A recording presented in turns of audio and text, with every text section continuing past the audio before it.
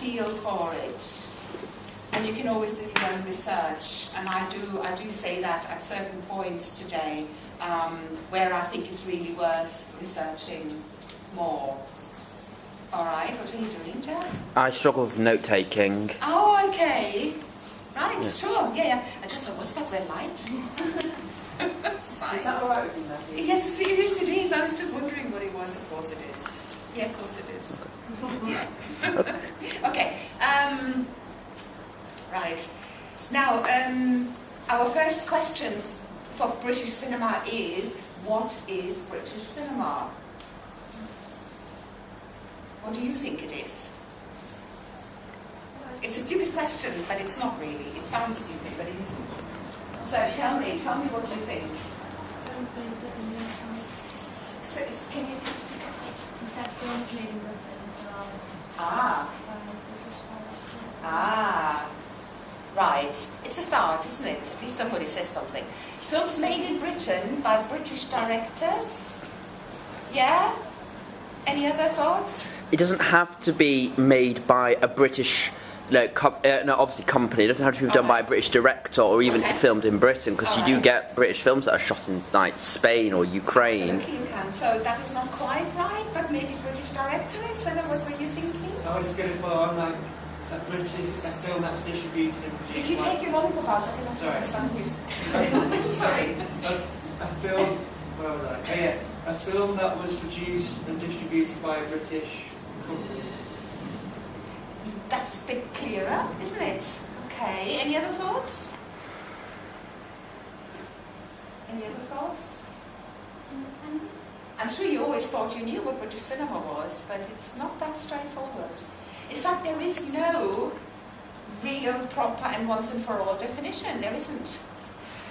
Okay, there isn't. It's really hard to define because the lines are really blurred between films that are co-produced between America or the USA and Britain, for example. So these Anglo-American co-productions are very hard to define.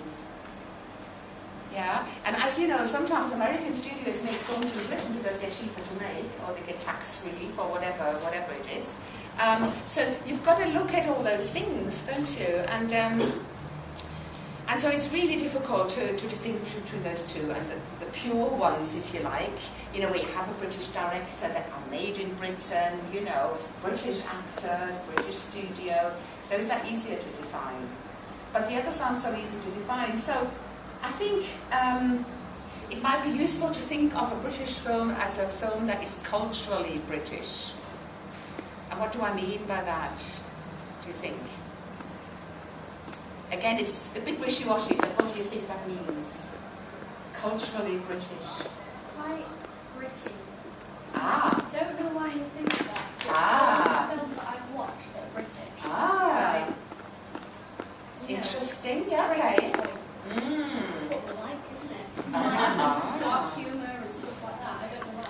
Okay, That's how I it's see it. definitely part of it. It may not be the whole story, but it's part of it. Would you say how it's shot? Because like you can watch an American film and a British film and tell that they were shot by them companies. Like you can see, it's like sort of what Chloe was saying about we're quite dark humor. British, like with the cameras, it's sort of like a straight blunt sort of.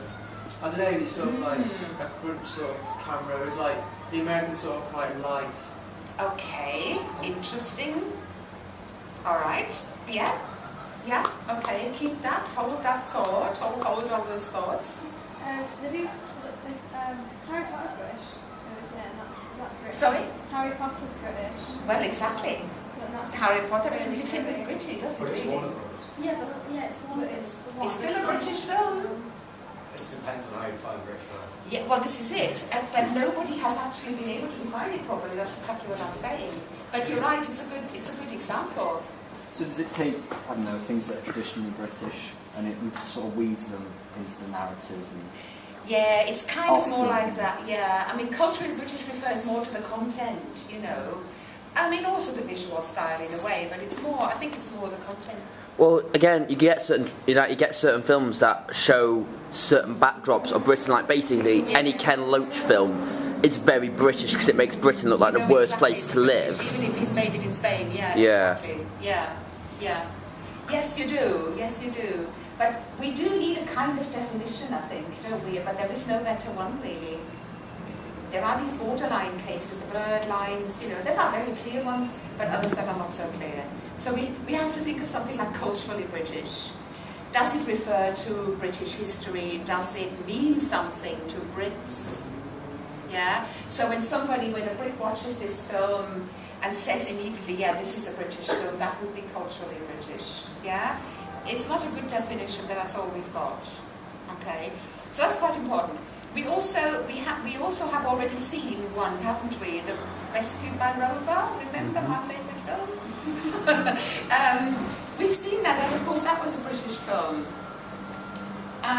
So we've looked at something silent, haven't we, already, very early film. I'm going to start now looking at early sound film. That's kind of the first sort of step that I will take.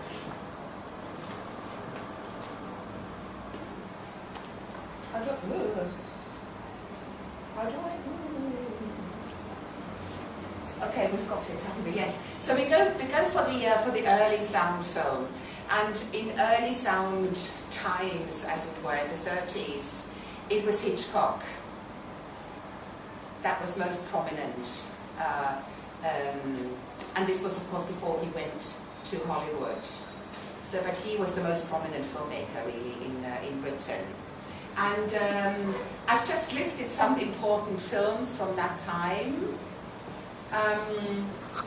You may know some of them. Does anybody know any of them? I know the 39 Steps and The Man Who Knew Too Much. 39 and the Man Who Knew the original. Yeah, the original. Knew Too Much, because that was remade later. He remade that, Hitchcock himself, in the 50s with James Stewart and Doris Day. So that was the later one, but this is the original 1934. So these are sort of his most famous ones, I think, from that time. So if you want to check them out, you know. Just very briefly. Okay.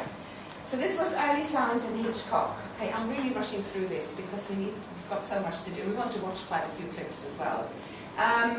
We've already reached World War II now, very quickly. Okay, and so in World War II, the sort of maybe most, shall we say, again prominent, most important films that were made were propaganda films. You get that in every country that is at war with another country. You tend to get propaganda films because you need to boost the morale of people at home, the ones at home, but also the soldiers. Okay, so the propaganda films play a huge part. And propaganda sounds really negative, doesn't it? But it literally just means, advertisements, if you like. Yeah? So they were very important. And just a couple of very famous examples that are shown regularly on television. You may have noticed, you may have seen it. Is In Which We Serve about the one about the pilot who was technically meant to die but still survives? No. No, that's a different one. Okay. And we're going to see that in a minute.